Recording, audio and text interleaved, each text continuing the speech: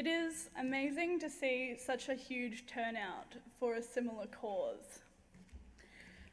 My name is Millie Fontana.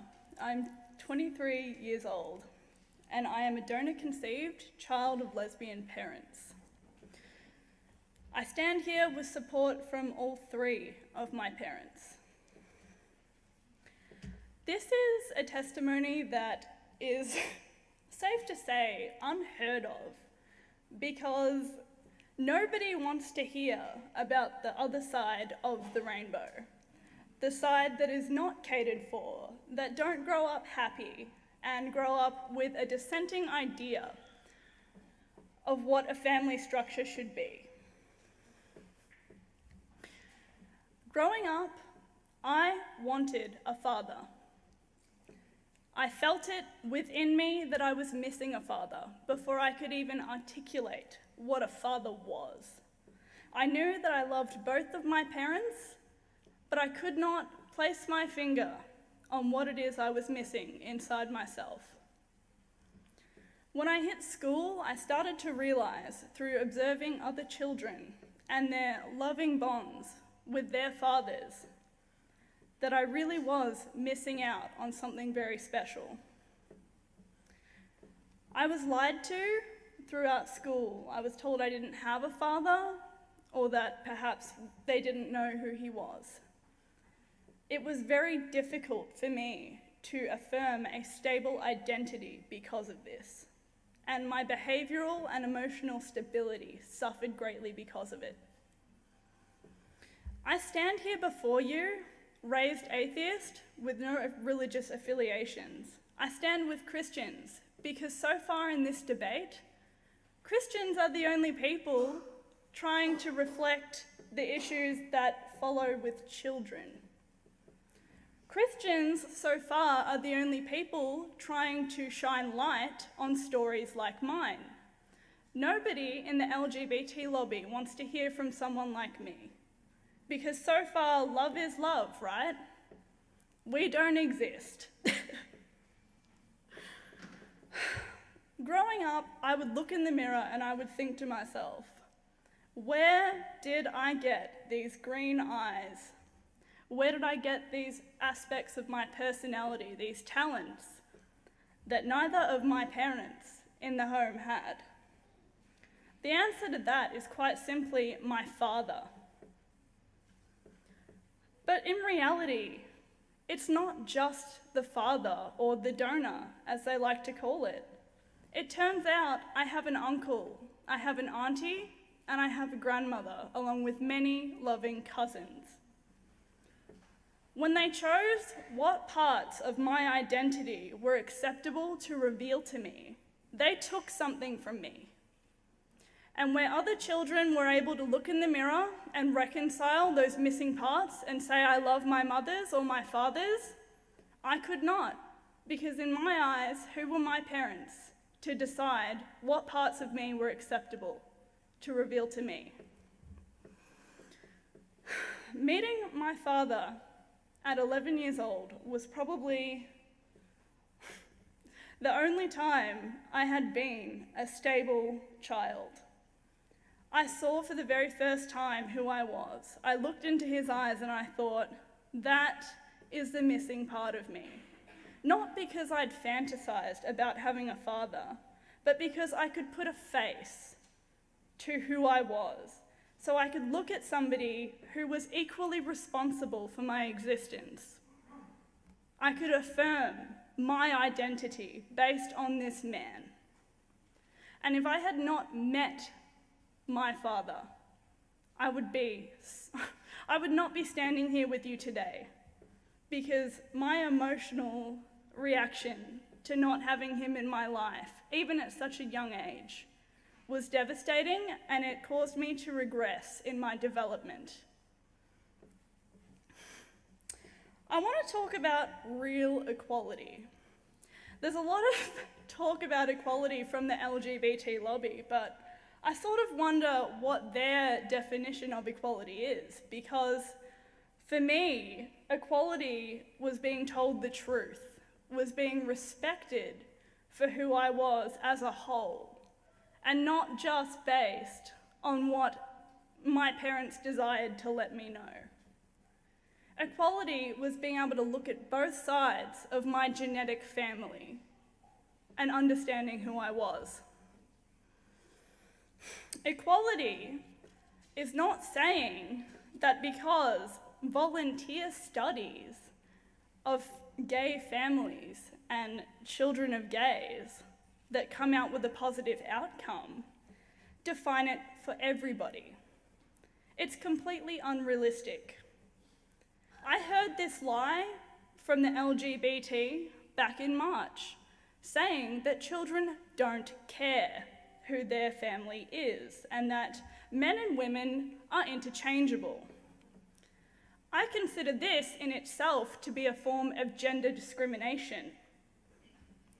Men and women offer complementary roles in child rearing and should probably be respected equally.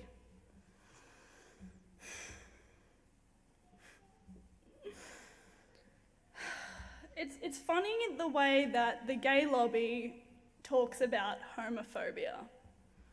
I've had stories of gay friends of mine coming to me and explaining that other gay people have called them homophobic because they would ideally prefer to raise children with a mother or a father. How utterly ridiculous. Was I homophobic when I was looking in the mirror, wondering where my father was? Was I homophobic when I looked at both of my loving parents and pleaded with them to tell me who I was? Absolutely not. But I do love all three of my parents equally.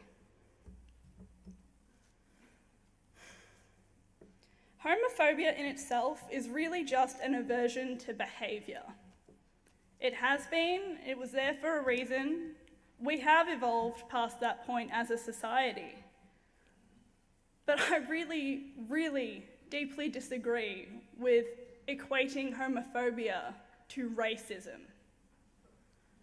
A person of colour walks into a room and everybody knows what race they are. Everybody knows they're different. Anybody can walk into a room and nobody has any idea what sexuality they are, because sexuality in itself is fluid. Sexuality is not a reliable form of identity because it changes. It changes due to circumstance or even personal choice.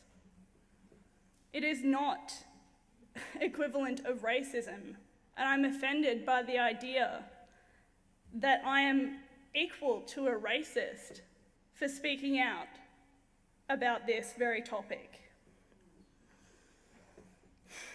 Why is our government trying to push an agenda that isn't based on honesty? Because in reality, in any same-sex situation, it takes a third party to produce a child. Always has a third party. So why, as a society, would we try and ignore that as a reality to the situation? I didn't get here based on 2 women. 3 people made the choice to bring me into this world. So why on earth would we try and ignore that? Science is being replaced by adult desire, the way I see it. We see in Canada, people on birth certificates are now legal parents, not biological parents. The birth certificate is changing from a document of history for a child into a document of intent. This is adults saying, I am the one who's going to take care of this child. But what information does that give to the child? It's not realistic. Nobody makes a birth certificate for intent. It's for information. It's for heritage.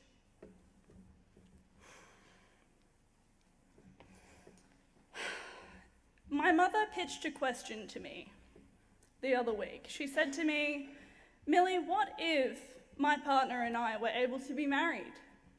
What if we had that stable household environment that everybody else has? And I answered the question very simply. It was basically, answered with another question, which would have been, how would psychologists have treated me for my underlying issues of fatherlessness if to acknowledge fatherlessness was a form of discrimination? How would any physician under threat of legal action have treated me under that circumstance? It was met with silence. Nobody thinks about this before we rush ahead to marriage. And I think it's really funny that Obama has stood up and said it's time for everyone else to evolve. But last time I checked, evolution took a fair few steps. It took a little longer than a decade to eventuate. And it took everybody with it. Evolution was not made by one political agenda that is silencing even the other half of the LGBT. This is an extremist minority that are pushing, from my opinion, what seems to be extinction of gender in itself. I don't see gender equality. I see a pitch to get rid of gender altogether.